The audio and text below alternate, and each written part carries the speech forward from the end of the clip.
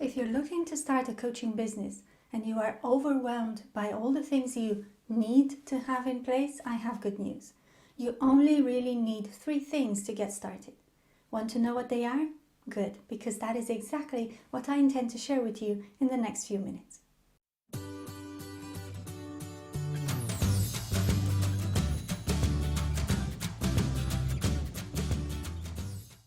Hello and welcome to the Savvy Corner. My name is Alisa and I am a financial and business coach with a mission to help people rewrite their financial stories. On this channel, I talk about managing your money, your business, and your mind around it. In today's video, I want to share with you the 3 things you need to start a coaching business. It almost sounds too good to be true, right? Especially if you've done some research and got inundated with advice and recommendations listing all the must-haves for a new business owner. I invite you to take those with a pinch of salt. If someone is selling a product or a service, of course they're going to market it as being essential. But the truth is, you don't need many of the things you might think you need to build a coaching business. In fact, let's start with those and get them out of the way. What is it that you don't need in order to start a coaching business? You don't need a website. You don't need a logo, fancy branding, and a color palette. You don't need to have professional photographs taken. You don't need an office or expensive software. These are all nice to have and you will probably invest in them later, but they are not necessary to get you off the ground. I will assume, however, that you do have a computer or a smartphone with access to internet. I think it's safe to assume that most people looking to start a business already have those. So let's take that as a given. And that being said, what are the 3 things that you do need to start a coaching business? If you've been watching my videos for a while, you probably heard me talk a lot about choosing a niche and an ideal client. I touch on this subject so often for a good reason. Until you have a well-defined niche, your coaching offering and marketing message will be all over the place and probably too vague to resonate with many people. Put yourself in the shoes of a potential client. Would you choose to work with a coach who works with recent graduates, overweight teenagers, senior level managers, women who run their own businesses, and men suffering from gaming addiction all at the same time? Probably not. And fair enough, I exaggerated a little with this example, but I have seen many coaches who offer their services across a wide range of clients, and therefore they are struggling to build a business because they don't have a niche that is narrow enough. I have 2 videos where I talk extensively about coaching niches. One is about how to find your coaching niche and ideal client, and the other is a Q&A video where I address specific concerns about niching down, answer some questions, and talk about the mistakes I see people make when choosing a niche. I will link them both on the screen and in the description box below. The second thing you need to build a coaching business is a relevant and attractive value proposition to make to the people in the niche you've chosen. In other words, a coaching offering. What are you selling? How much does it cost? And what can people expect to get if they buy it? It's only after you've chosen a coaching niche and have done enough research on your ideal client that you will be able to put together a relevant and attractive offering. And these 2 attributes are important. It has to be both relevant for your prospects and desirable at the same time.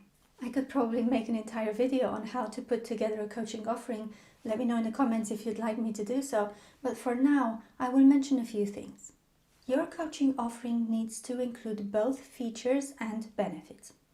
The number of coaching sessions, how long they are, the frequency with which you'll have them, the support in between, the accountability calls, etc. These are all features. If you stop here, you will have an incomplete offering. You need to also talk about what can people expect in terms of benefits. In other words, what results will you help them achieve? Your offering also needs to be concise and clear, not give so many options that it overwhelms people, and attractively priced compared to the value it offers. When you set your prices, please keep in mind that attractively priced compared to the value it offers doesn't necessarily mean cheap. Also, the language you use is important as well. It should be the language that your prospects use to express their problems and their future goals and aspirations, which is why having a well-defined niche and doing research on your ideal client is so important. Do you know what's important to me? offering you valuable information and actionable tips and strategies every week on this channel. If you're enjoying the video so far, I would appreciate it if you gave it a big thumbs up and consider subscribing. It really helps to support the channel, and I thank you in advance if you do. The third thing you need to build a coaching business is an avenue or a channel where you can talk about what you do, give value to potential clients, and make offers to them. For a lot of new coaches, that avenue is usually a social media platform, but it can also be a networking group, a professional association, etc. This platform, whatever it is, needs to be a place where your ideal client spends their time. And this is important. Let's say that you have a personal preference for Instagram as a social media platform. It doesn't make sense to start talking about your business on Instagram if most of your clients don't even use it and they use LinkedIn instead. How do you know if they use it or not? I suggest you start with the statistics that each social media platform has and look at the demographics.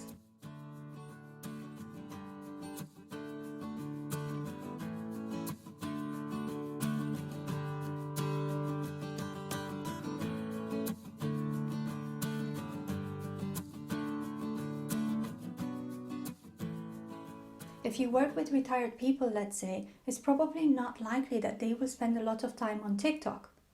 Facebook, on the other hand, is very popular with people over 50. These are just examples to illustrate my point, but if you've done enough research about your ideal client, you will know what platform makes sense to choose based on their preference and your chosen coaching area. Ideally, this platform also allows you to communicate with the people in your audience on a one-to-one basis. Facebook, Instagram, and LinkedIn all have a direct message capability. YouTube, however, doesn't.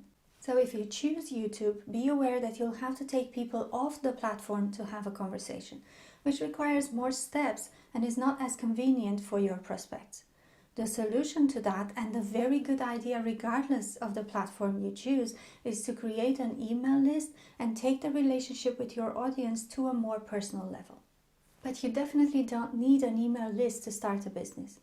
These are the three things you need: a niche, a relevant and desirable offer, and a platform to give value and make offers to prospects. Before we wrap this up, I want to mention two more things which you need to put in place as soon as you start taking paying clients, and those are insurance and a coaching contract. Very, very important. Please do not coach without them. Of course, later on, when your business starts growing, you will invest in other things. But to start a coaching business, in my opinion, you only need the three things I mentioned earlier. What are you going to do with this knowledge? I hope this simplifies things for those of you who want to start a coaching business, and I wish you the best of luck building it. If you'd like us to work together on your business, please get in touch. I will leave the link to my diary in the description box below. That's it from me for now. Thank you so much for watching. I'll see you in the next one. Bye.